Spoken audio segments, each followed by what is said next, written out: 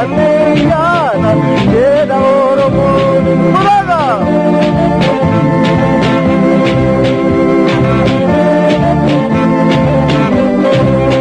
Ololeko Utanoko Oromoko Utanoko Inabanna Maritanna Nagapaya Walgapanna Daga KEESA Amma KEESA kami Hadabiya Sitodesa Mujabiya Nadagesa Sumanjale Nama KEESA Gagabduke Nambalesa Ulkaftuke